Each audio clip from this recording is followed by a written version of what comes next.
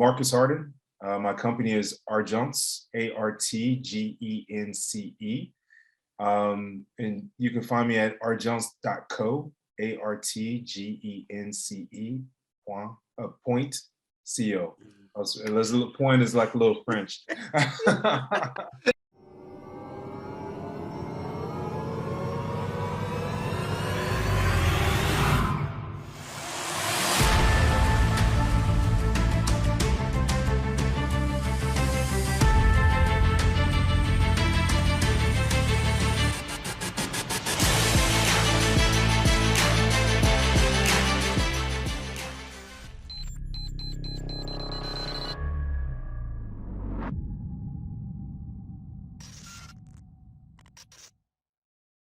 Hey, it's Kellen, and today on Diversified Game, I can't tell you how happy I am to have this person. He may not consider himself an artist, more of an investor, a collector of fine things in Paris, but this man, this stuff, when you go to his website, I told my team when I saw it, I said, this is what I've been talking about for the last decade, if not more.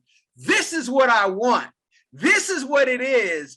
This is the now and the future. Beautiful website. Marques, welcome to the show. How are you doing? Man, I'm blessed, brother. Thank you for the introduction. Wow, that's nice. That's really nice, man. I'm going to start there on your site. I've never started on just somebody's site, but you know, what inspired that website? Because there was so much time, so much art, so much, it's an experience. It's not a website, it's a real experience. And that's the metaverse that, you know, everyone's talking about, but you're already in it where you can just go down the rabbit holes. So the site, tell us, if you can start with that, how, why, was that purely your vision? Yeah, I mean, it's a really good question. So we thought about that site back in March after we saw the Beeple exposition or the Beeple sale at Christie's, and this NFT thing just sort of exploded, and that's all anybody was talking about. So you know, I started looking at different websites and trying to understand what they are, you know, who's creating them, you know, just exactly what it is. The blockchain, like all of this stuff was, you know, very new, just became mainstream. And talking to my team, you know, I knew I didn't want to create a marketplace. I didn't want to do that. That market was going to be flooded. I knew it was going to be flooded. It's going to be done by people that have way more money than me. So I said, no way. So then I said, you know what? What if we created the space and how we envision NFTs to be consumed, to be viewed by the audience, and then maybe create a space for those NFT collectors to show off their NFTs. And so we wanted to be highly bespoke. Like we didn't want there to be any other space like it, to encourage people to create their own bespoke place to that level of design that we were going for. And so it was a team effort for sure. Like I didn't do it alone. Myself and a partner that I work with named Jeremy, I posed the idea to him. I said, hey man, what do you think about this? This could be a really interesting way of showing NFTs, and we just need to curate like the best of the best artists who are doing like some amazing stuff to be part of the show. He's like, okay, let me think about it. Then we talk about it. Then I spoke to my tech team and I said, can we make this thing happen? And then bam, it went from there.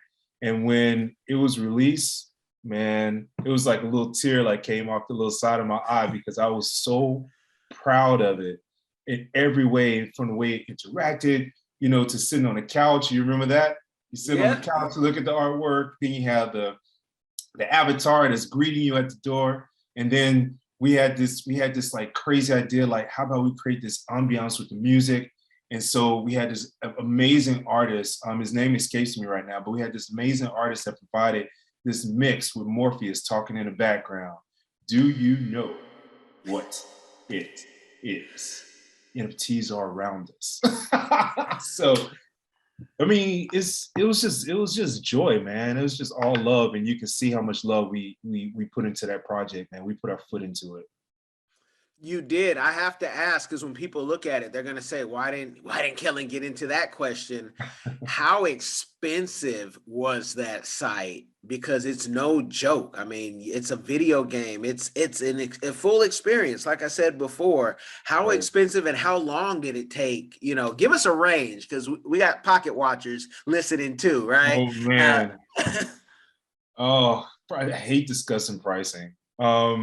I'll focus on the time. So it took us 3 months to put this project together and to release it. So let's see, we started so April, May, and then we released it the end of June. So it took us about 3 months. It was about, if anybody is familiar with tech, they'll probably cringe when they hear this number. But it was about 600 hours, 600 to 700 hours involved. wow. So Wow. yeah. Yeah. Yeah. So, Yeah. I mean, I think that's kind of the best way to sort of explain the money. But honestly, is it wasn't so much about the cost of this particular platform, is what we envisioned for other people to have for their artwork or for their collection. And so it's not something that you'll find, working on free platforms and all that stuff. Like, it's going to be completely generic. And if you're okay with that, cool.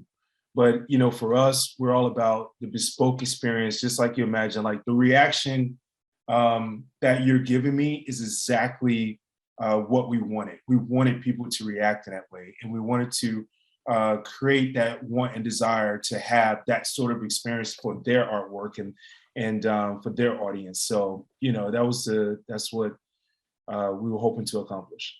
Well, I'm going to tell you why I give that reaction, and I'll try to make it quick.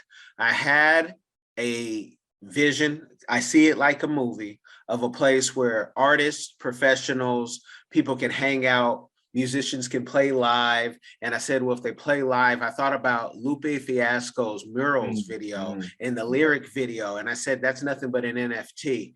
And I said, what if the creatives there for, who are just hanging out, working, networking, could, with a live unknown artist, make the lyrics there and then make the NFT, right? I said, this is for Africa. This is for Africa because we can put this in place right there and we don't have to absolutely. worry about it and we can empower. Let me tell you, a week later, I'm at Bori, the restaurant in Houston, which is owned. We know the owners, friends, of my wife, whatnot. They went to school together. The Korean restaurant. I saw a restaurant that I could kind of envision. The other private rooms with a private eating, or if they want to have meetings, and they have an art gallery at the restaurant as well, highlighting Korean art, right? I said, my vision, I now see.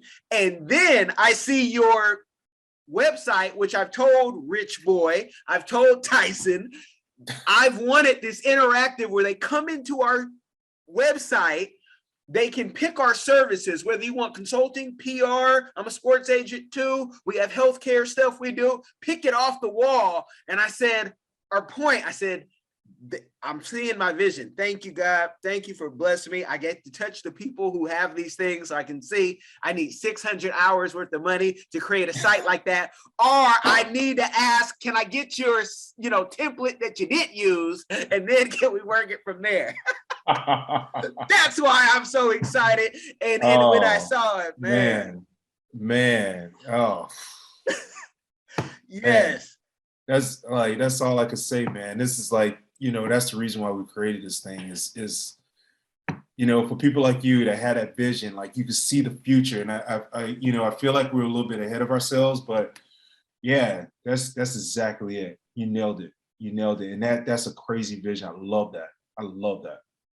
I Well, love somebody might look at you and say, oh, Kellen, this guy, you got some blue blood, you found a black blue blood, always had money, all, into this tech world, but you guys got to you guys got to understand, this is the Air Force finest right here, yeah. I want you to tell people, how did you get into selling art and getting into this?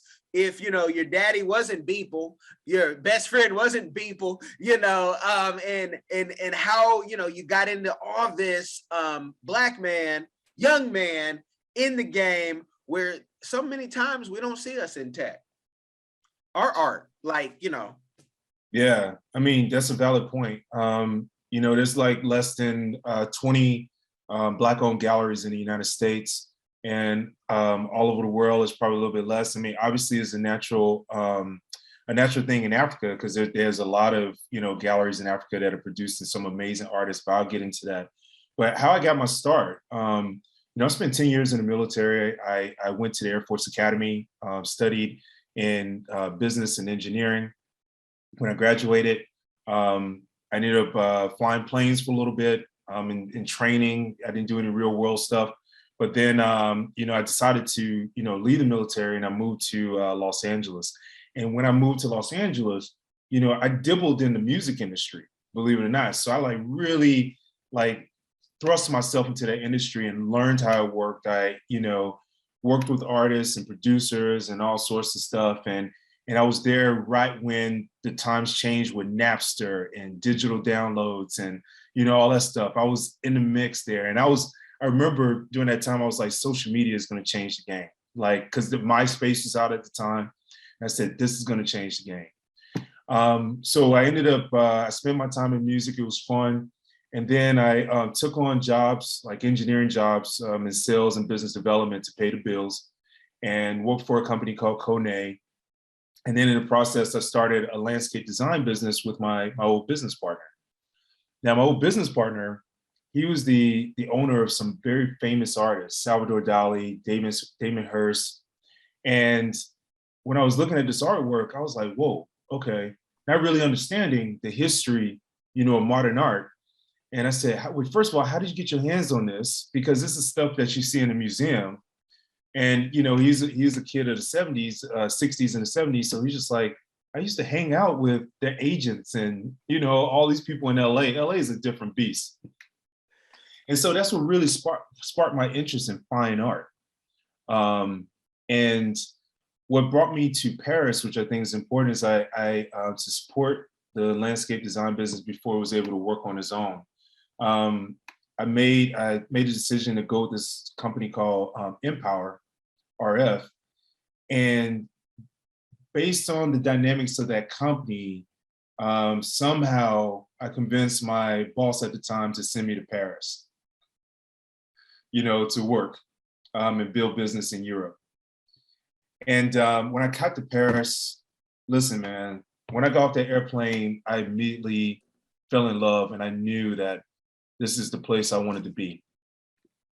And from that point on, it was just like, how am I going to make a living? That was it. And I knew that I didn't want to go the same route that I went, in the United States, where you get the steady paycheck and all this stuff. I said, I got to do something different. I have to do something different. And so, but just so you know, that Empower was a tech company. It was very innovative in building tools for the radio frequency world, amplifier tools. So I had been living in that world for quite some time before, I ended up in this type of tech. Now, in Paris, I love Paris. What was it about Paris for you that just, because I'm assuming you went single. And so if you went single, you might have got caught on the river and just in some romance real quick. And they say, I can't leave here. What was it about Paris that you said, you know what, this could be home? Because a lot of people go to Paris, they only see the Eiffel Tower. They never go to the African community where you can go get some good Aru, so, some palm wine, just like you would be in Africa. So yeah, what was it about Paris for you? First of all, I think it was just the universe just calling me, getting started, I always say, take the time to search for your city. Take the time to search for your environment, because when you find your environment, you'll thrive more. You'll thrive more in that environment. And because I have been traveling quite a bit through Europe, for work, and actually, first time I came to Paris, I didn't like it very much. But for some reason, when I get off the plane, knowing I was going to be here for 6 weeks, I think there was just some sort of spirit or whatever that just said, "This is where you belong." I can't Mm. explain it. I didn't start discovering Paris really until 2000. So I got here and I started coming here in 2016. So I didn't really start discovering Paris until 2017, 18, something like that. And I would tell you that in all of Europe, there's more Black people located in France than anywhere else in Europe. That's number one. Maybe it's the colony situation or whatnot, or the former colony situation. And so you're right. The African culture here is rich. Is different from anything that I've ever seen, to be frank. Just the languages alone is enough to just like take you into a whole nother world when you're walking down the street and you see a bunch of people that look like us. So Yeah. um, it is it is one of the most beautiful cities that I've ever been in. But don't get twisted with the beauty, because this city is tough. It's a tough city. And people need to know that if they want to try to make that transition here. It is a tough city.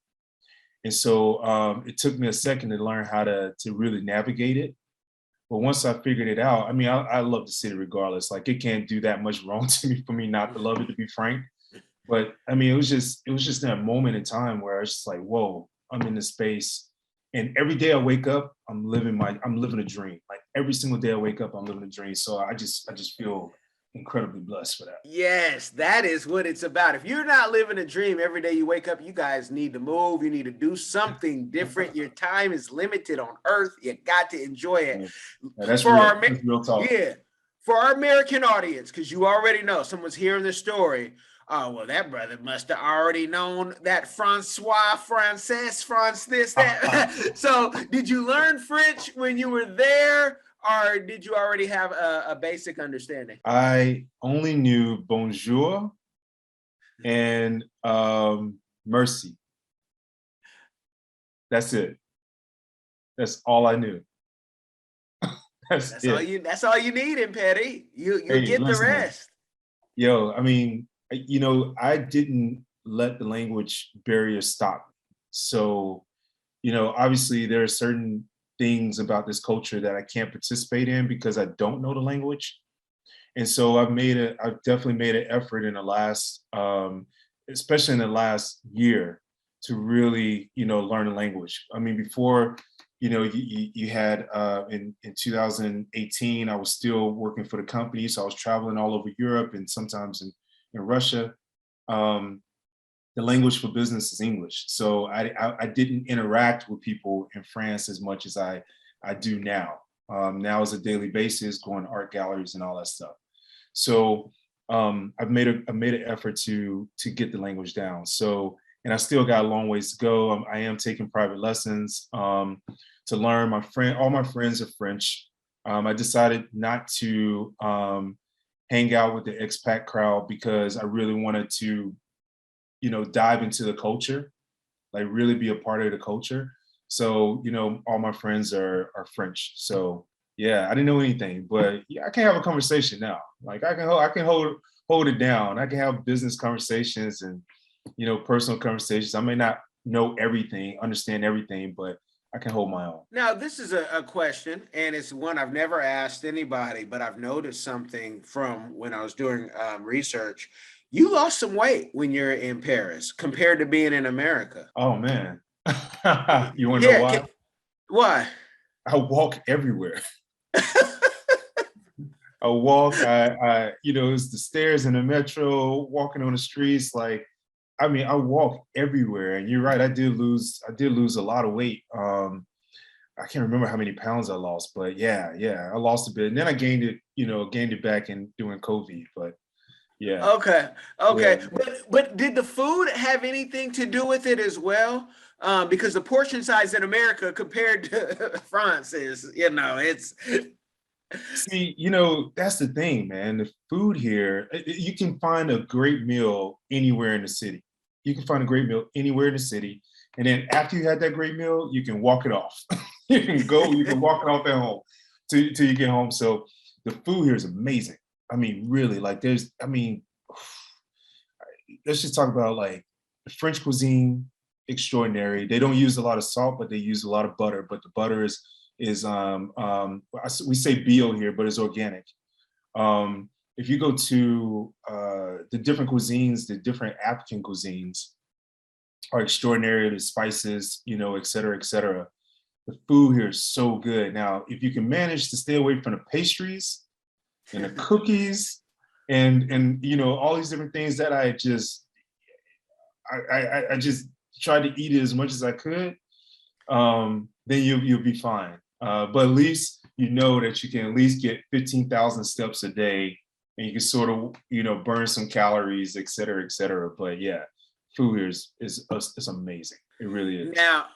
Now with NFTs, because Mm. I want to have this be a teachable moment Yeah, yeah, because yeah. I love tech, Mhm. but I remember it was prior to Bitcoin. Mhm. Being a young broke college student, people say, "What's that thing, crypto?" It's what you have when you don't have any money and you can talk to people online, right? That's what it is. Now, crypto are so many people's get rich quick. I got guys saying, "Kellen, I'm a multimillionaire." That is, once this, coin, I don't want to hate on anyone's coin, but once this coin gets to this amount, and I'm like, "But you're a millionaire who's buying things once a coin." I mean, it's like the Martin episode when he thought he won the lottery, not knowing he had to share it with 300 people. You're a millionaire when this happens, right?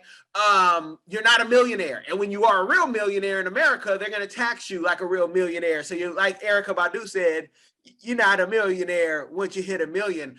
What are you thinking about NFTs? And you mentioned Beeple and 69 million, but a lot of artists are saying, hey, we're not getting that money that you think we're getting. There's all type of people taking from us. There's been many people who thought they got a big payday and then the site went down.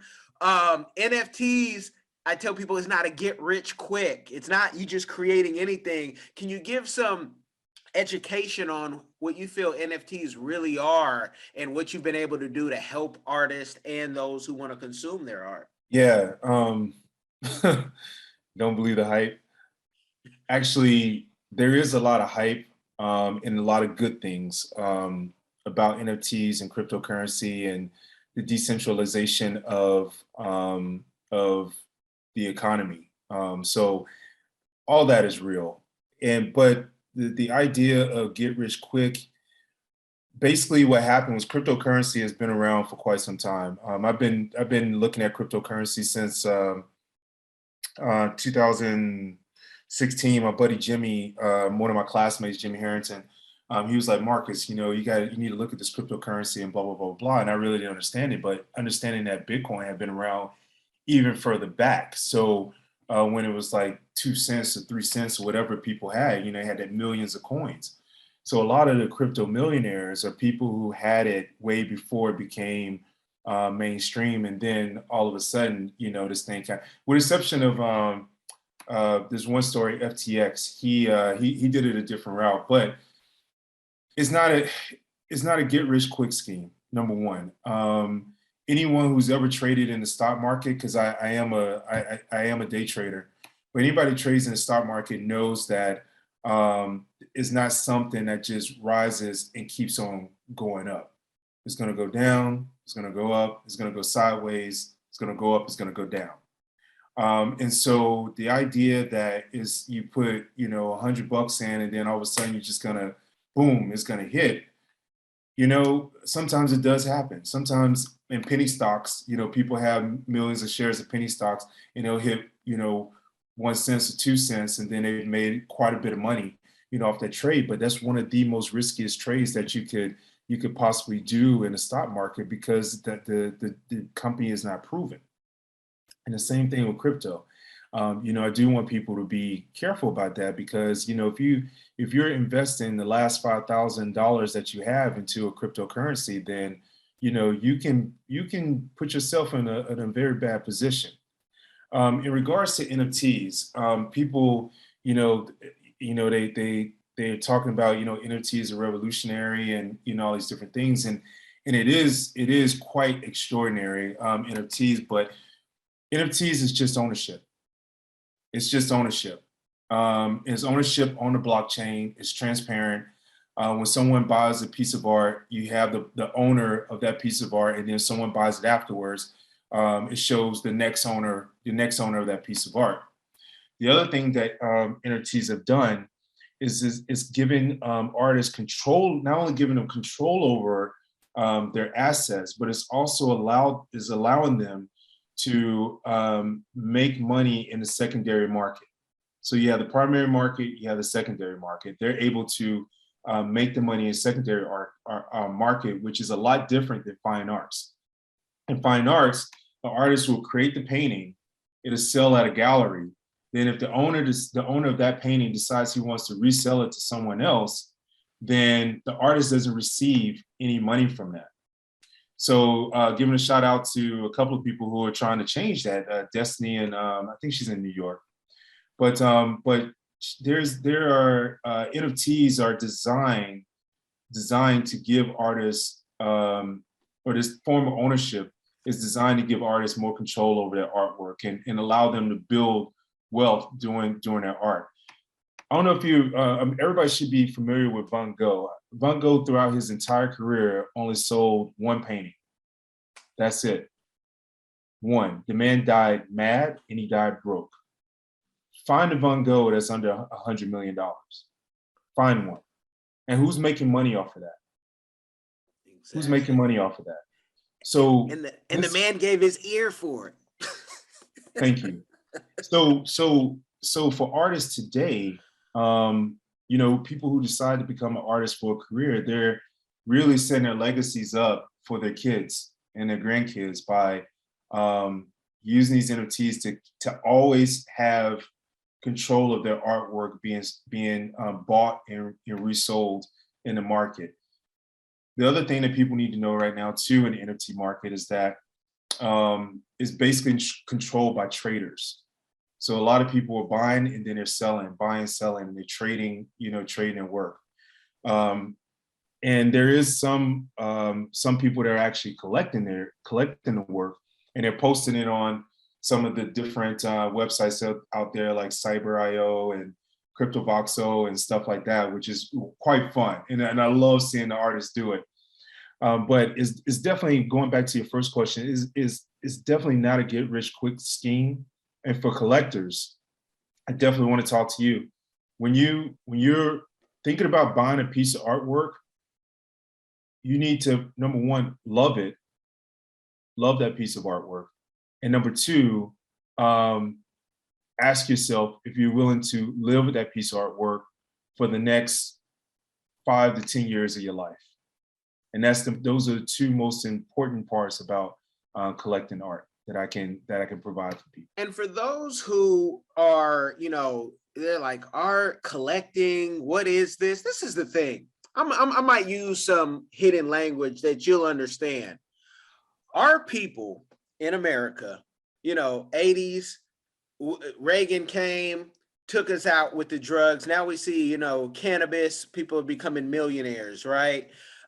Same thing with race car driving, dressage, and art. They all have similar people in it behind the scenes, taking one piece of money, maybe they're putting some water on it, cleaning it up, throwing it somewhere else in another gallery. When do we get hip to saying, let's see what they're doing? Because again, race car driving, horses, there's a lot of Escobar type money in it. And we're sitting here to the world like we're selling drugs to everybody, but we're surely not benefiting off of it. I can see that, the art.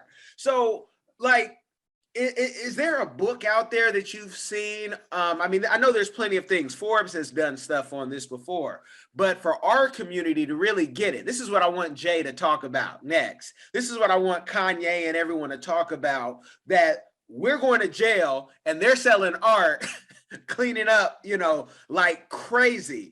I mean, can you talk about that at all without being, I don't want you to be blacklisted or whiteballed, I should say, you know, but No it's a worries. problem. I won't get blacklisted. And that's, yeah, that's kind of interesting what you said. So I think what's important is that the term they say follow the money is very true, because the buyers of Black art right now aren't us. The majority of the buyers aren't us. And if it is us, there's no record of it. There's no record of it because of how, you know, someone alluded me to this the other day, but it could be because of how our art is being sold. But let me dispel this other thing too about being an art collector. If you buy art and there's art hanging on your wall, whether you pay $25 for it or $1,000 for it, you're an art collector. I want to dispel the idea that you have to be a multimillionaire to buy art. That's not the case, okay? Art is a reflection of your internal self. It's a reflection of you. And art is a way of telling people who you are, right? It's a reflection of art can be a symbol, right? And so like even these art pieces, like these art pieces that are on my back wall, they mean something to me. They mean something to me. That's the reason why I bought them. So if even someone came to me and said, I want to buy this piece, I'm going to say, no, it's not for sale. And that's because these pieces of art mean something to me. This piece right here, you know how much that piece costs? I'd be happy to share that with you. How much? That was 100 euro. Nice. It's 100 euro by an Italian artist who, that was his vision of America. And this is my vision of America. It makes me cry because the idea of America, it seems like is moving further and further and further away. And so that's the reason why I got that piece, because that's what it meant to me when I saw that piece. That's the first thing that came to my mind. This teddy bear piece, that was a little bit more expensive. It's by a French artist. But that teddy bear, think of that as the little kids at Sandy Hook or the little kids in Chicago that are being gunned down by gun violence. Because you see the, I mean, you can't get a good view of it, but there's this teddy bear wrapped in bandages with 2 bullets next to it. So that piece spoke to me, because how many more tragedies do we have to endure before someone says, whoa, this is really gotten out of hand. You know, this is really gotten out of hand. I thought, you know, killing kids would have done that, but apparently not. And they were white kids too. So I thought, oh, for sure, this is going to change now. Like, you know, this is the, you know, but it didn't happen. So I mean, art, you know, for those of you out there who thinking about buying art, look, just figure out what you can spend and then find the art that matches your budget. You know, to a certain, I can help you with that. You know, if someone comes to my website and, you know, schedule an appointment with me. But yeah, that's what art collecting is all about. Seriously. Now, I'll give you a little insight. I would say one last thing, just to give you some insight. I was taught this industry by my mentor, Jean-Marc Decroix. And I'm so grateful for this man. He's a French man in his 60s. He lives in Hong Kong, and you know, he has a place in France, but he made his fortune in art. And what he taught me, it's not even what he taught me, it's what I saw him do. And what he did was he invested in young emerging artists, you know, and this is where my expertise kind of comes in, because I can look at those artists and I can see the quality of the work and the potential that they can do in the industry. But that's really one of those ways of, making a fortune, or not to making a fortune, but making money in industry, is investing in those young artists, in the work of those young artists. So I really want to encourage people to do that. And then the rest of the stuff you got to pay for. I'm serious. You got to pay for that. I'm kidding. No, it makes sense. Whether they pay for it in a course you do, or if they pay for it in a book that you write, when they pay for it, they appreciate it more. And, to walk somebody down like what art is. Mm-hmm. That's a very, very big question. Yeah. Yeah, because I have a piece that my londonandsydney.com, that's their website. I just asked them to bring. Thank you. But my wife was, when you go to Africa, folks, people try to sell you anything. But what it cost you to pay a police officer, right, to go on your day is $1 or $2. And what this art cost was $1 or $2. But then I said, let me frame it. My wife didn't know I brought it back. She's like, just throw that away, you hoarder. But this is from the island of going towards Banana Island, right before you go. And I had it framed at Michael's. And to me, this is art. This is stuff I like to just pick up, Gorgeous. Thank you. Look, the framing makes all the difference in the world. I just, listen, a client of mine, a client and me just recently, we went to a gallery because he said, Marques, I got a budget and I need you to find art. I said, okay. And I said, hey, I found some stuff for you. And I sent him the link to the photographs. And he said, okay, let's make an appointment to go see it. Perfect. We go down to the gallery, and he sees the artwork that he wants. And then I begin to tell him, like, okay, where do you see this piece in your house? And, are there any complementary pieces, blah, blah, blah. And he's like, yeah, that's what I'm going to do. So he ended up buying 2 pieces, which was, really cool, that were complementary to each other. So then, I said, all right, we need to think about framing, because the framing is not good enough for this piece. And we went to a frame shop, just down the street from the gallery. And we started putting these framings together. And then the frame adds a whole nother dimension to the art piece. It really does. Yes. I mean, framing is art in itself. Like these framers, because these guys, they've seen enough artwork and have framed enough stuff to where they can look at a piece of work and say, it'll look good just like this. And so, for those of you who buy artwork, you have to look at the art beyond what's on the wall, because when you frame it the right way, it just pops. I mean, it pops. So, that's very good at show. I'm glad you understand that, brother. We're good. Yeah, you work with me, man. I find you those pieces. I know the framing is going to be in good hands. I know that. And what is it cost us, or what is your experience? We were talking off air, and I just want to, I want to know, because sometimes it'll be my wife usually. She's like, why you got to take it? Like, what dimension are you in? Are you and Kanye in the same dimension? And I say, my clothes are art. My clothes are a story, because I can tell you where I got these clothes, no matter where I got them. And I like to get them for, $3, $4, underwear that says Prada, maybe. Sometimes it says Nada for $1. It all wears the same. Do you see everything as art since you're in the business? I mean, it's because food to me and all of that, it's show me what. I mean, tell me I'm not the only one. So the other audience members will say, oh, I'm not crazy. I felt that too.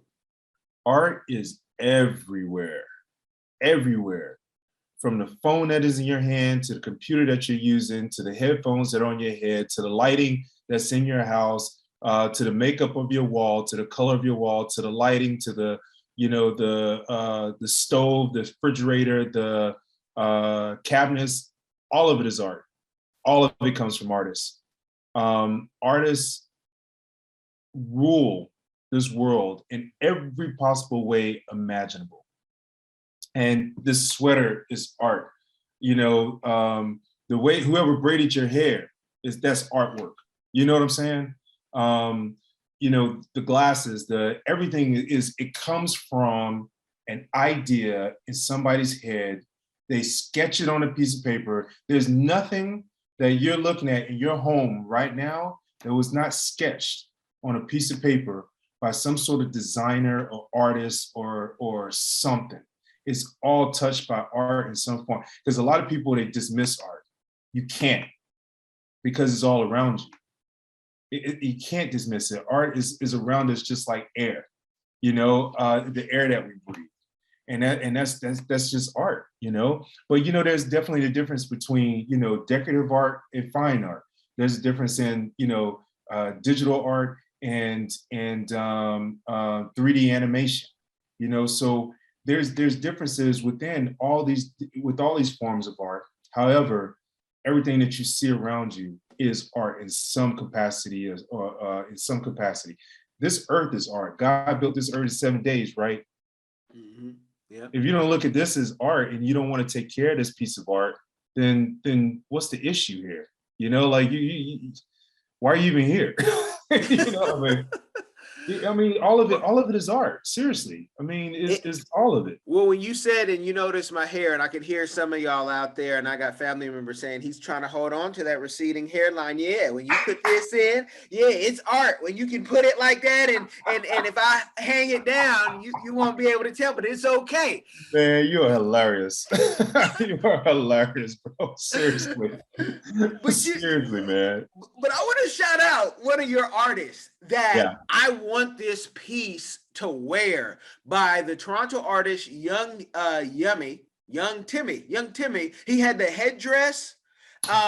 Timmy, yeah. And I noticed something in that headdress.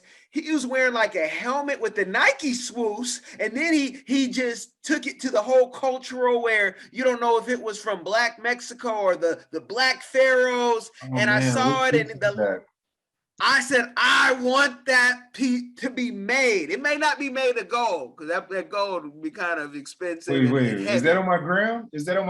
Yeah, that's on your gram. That's where I saw it. Okay, yeah, everybody check out my gram, man. It's Artgence, ARTGE. Yeah. I'm almost to 700 from 10,000 followers. So you guys check me out, man. Links are in the description. Oh yeah, I will. Which piece was that?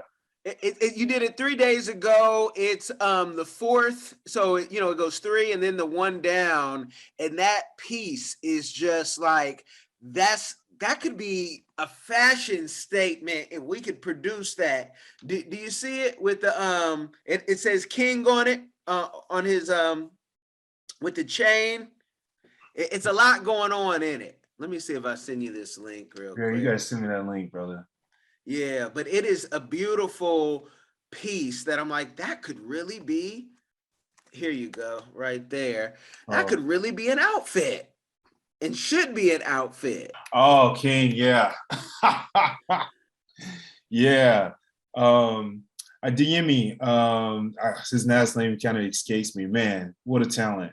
What a talent. Like, that thing was so powerful to me.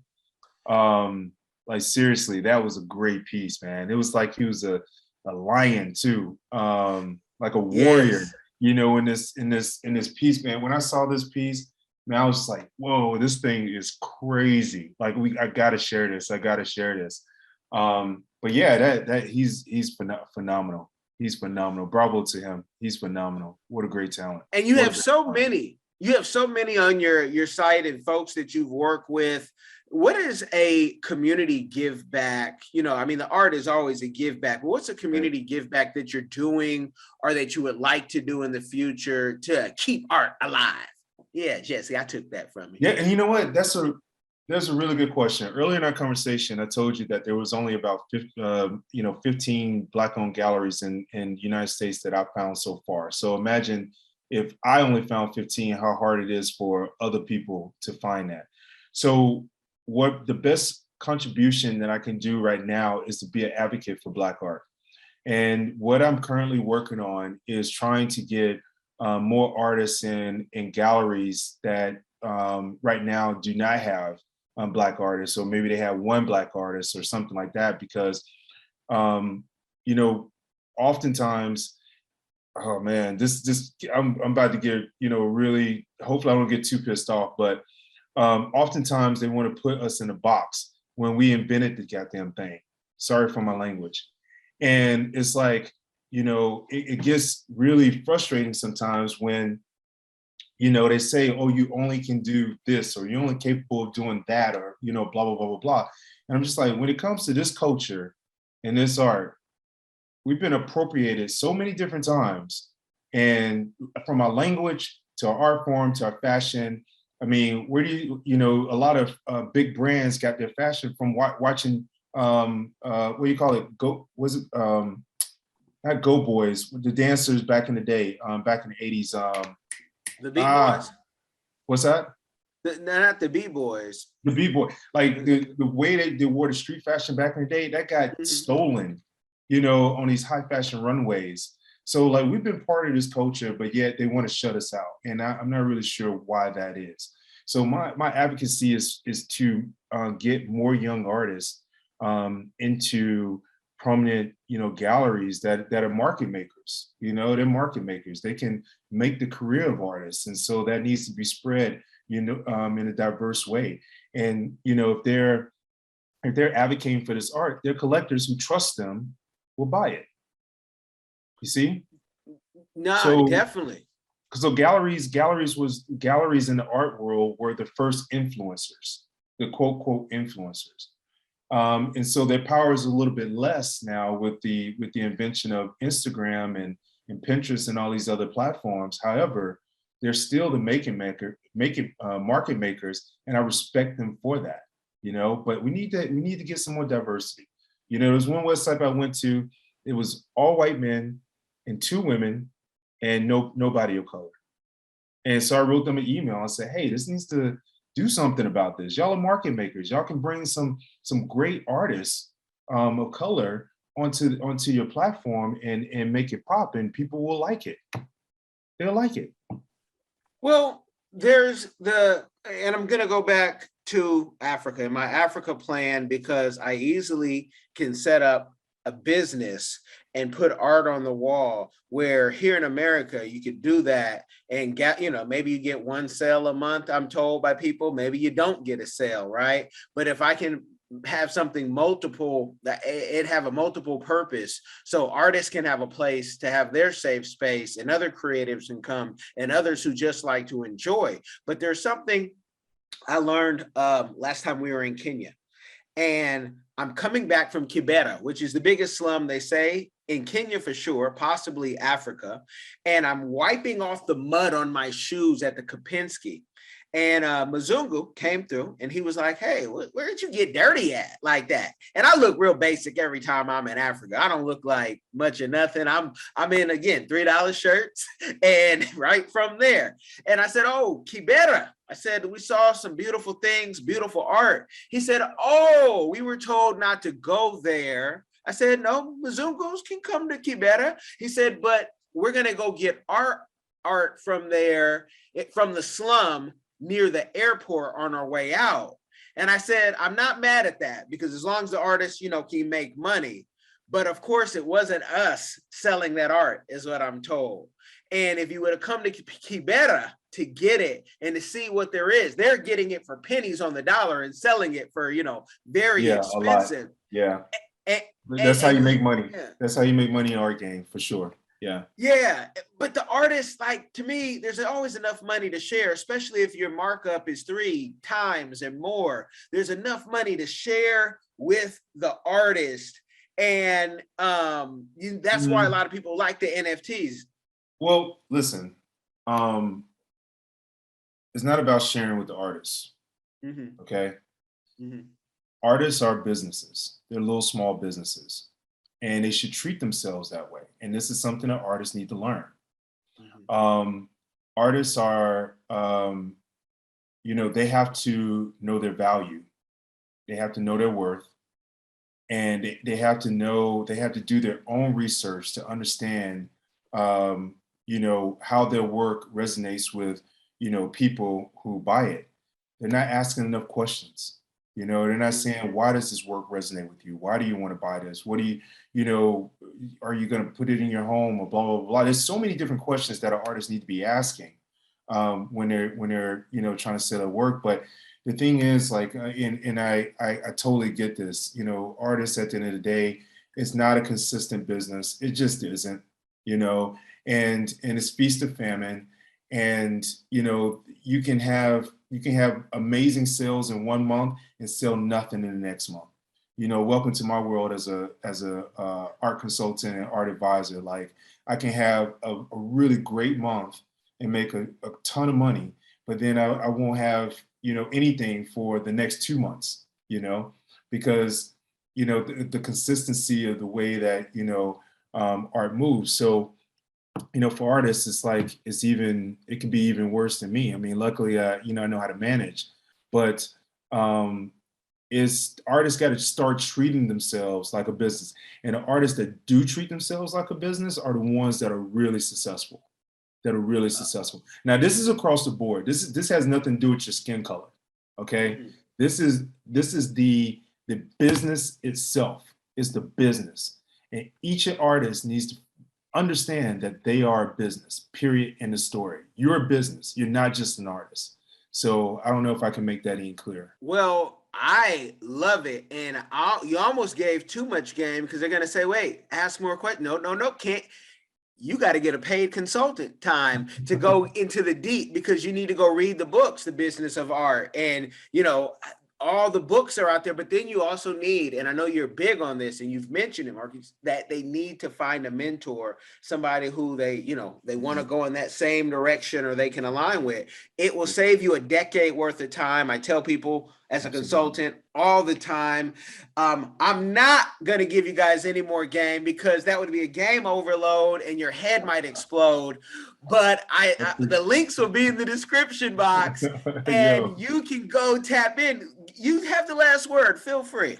yo, I mean, but you know, I don't even feel like I gave anything away. Like, it goes so much deeper than that. Like, you know, just to build a business, it goes so much deeper than that. There's so many other layers and elements that you need to, like, fully, you know, see it through. So, you know, that if that little bit helps anyone out there, my God, like, take it and run with it. You know, if you need my help, hit me up.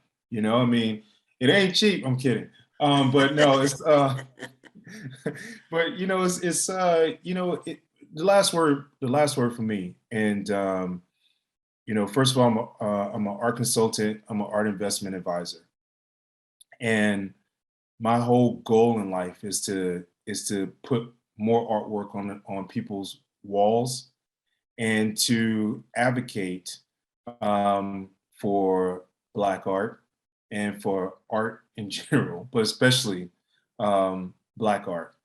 And so I don't know how you can fit this into this program, but this is something that I really want to get out to people, and it's something that's been on my heart for a long time because Black people are $1 trillion industry, and when it comes to art, sometimes they hem and haw about, you know, this piece costs, you know, $1,000, or this piece costs 5,000, this piece costs blah blah blah. But yet, when the new pair of Gucci come out, or the new Louis Vuitton comes out, or you know, Kanye released a shoe that's, I mean, Kanye's part of the culture. I love the dude, but still, you know, release a shoe that costs, you know, 2,000 euro. It's like, oh, I gotta have it. But then you get mad when someone step on your shoe and on the streets. So, you know, in general, I think people have to really pay attention to how they're spending their money, because the thing about art and these young artists that are out there, it contributes to their entire economy. I got photographers in Ghana, you know, they sell an art piece, they eat for 2 months. So it's important that if you buy a Gucci bag, what does it affect? Like, it's just a number. Like, it's like your number 200 of the bag that was bought, you know. But with art, it's like when that artist receives that money after they sell that piece of art, They're literally paying their rent, paying for food, putting some clothes on their back, and feeding their kids if they have them. And that's how closely connected our dollars go to building the community. Because when artists build it, then they're hiring people to help them. Yeah. And you hope that those artists are hiring people that look like us, especially in Africa. That definitely happens. But you know, that's how that economy works. You see what I'm saying? Mm-hmm. And so I encourage people to really think about how they spend that next, you know, big that big money, and then really think about the value that it brings into your life. Because guess what? Cars, clothing, all that stuff has a shelf life, right? If you get too fat, you can't wear it anymore. Or if you get too skinny, you can't wear it anymore. The shoes will get stepped on in the streets. Okay, and if you're stupid enough to wear those shoes in a club, they definitely will get stepped on, and some drinks are gonna fall on it. But that art piece, you see this piece behind me? I get to enjoy that piece every single day of my life. There's no maintenance, there's no nothing. I get to enjoy that piece every single day of my life, and I receive joy from it. And these pieces behind me, they remind me of how fragile our lives are. And so Mm. when you, I want people to really just think about that moment. You know, just think about, you know, how you know, for people who've made it, people who have the discretionary income to buy this luxury that we call art, because it is a luxury. You know, it doesn't put food on the table. It's a luxury.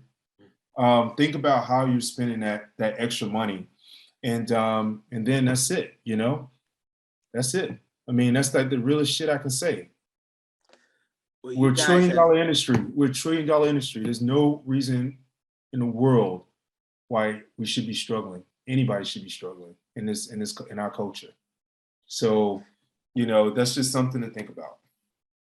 and so artists, that's also for you because I know some of you go buy $100,000 car, $500,000 house, and then come back and say, "I need more money to make." You That's got such to bullshit. invest. It's such bullshit. It's like, you know, yeah. I mean, listen. I'm sorry this is going long, but No, it's you know, it. I went to, and we can take this off film or whatnot, but it's just me and you, whatever. But I remember I was living in LA, and LA is all about the car you drive, and where you live and what you can do for me. Now, to say, I won't say that there's some great people in LA. I don't want you to get me wrong, but there's a lot of it's very superficial as well. And Mhm. so, if I'm a single man, um, why do I need a house that's 8,000 square feet? Like, I mean, think about it. Like, why do you need a house that goddamn big? And so, um, again, I ask people again, like, how do you spend your money? Like, how do you spend your money? Like, how is it, you know, really going to the culture or things that we're doing? Like, do you need $100,000 car? Do you need that? There's a great book that everyone should read. It's called The Millionaire Next Door. Yes. The Millionaire Next Door is an excellent book to read, because it's not about what you wear or anything. It's about how much you have in your bank. And it's all about, and it also is about what you're doing with it. What you're doing with it. Like, if you had opportunity to, um, you know, invest in a young artist that's just getting his career started, instead of buying $100,000 car, buy a $40,000 car, and use the other 60, you know, to support emerging artists coming out of Ghana. All of them need to, you know, there's so many artists that need support. Or there's some artists in Baltimore that my man Chris Wilson is artist Chris Wilson, and author, that's working with, that he's giving them like support and all that stuff. There's so many different ways of making that money work in the community that you know, it just doesn't make any sense. Really, it doesn't make any sense. And making it work for you for longevity, so you won't be broke ever again. So we are gonna take this conversation offline. Usually, you guys, I tell you, that's the best conversation you want to hear. But because we don't want to be canceled 30 years later, because we won't remember what we said in fully, we're going to take it off. You guys have been blessed by the game. If you do nothing else, make sure you share this, whether it's you're listening on iTunes, Spotify, or our new partners at AYV Radio. You be blessed. Hi guys, I'm Kai Gabiam from the Diaspora channel, a lover of Africa. If you love Africa as well and you would love to visit one day or to relocate to Africa, there is a course out there for you. And this course is my first trip to Africa, a course well put together by a seasoned traveler, Kellen Cash Coleman. This course is designed to prepare you to travel better, which will save you both time and money. And the great news is this course costs only $20, guys. It can't get any better. Go right now and enroll to this course at www.diversifiedgame.com. Don't miss out.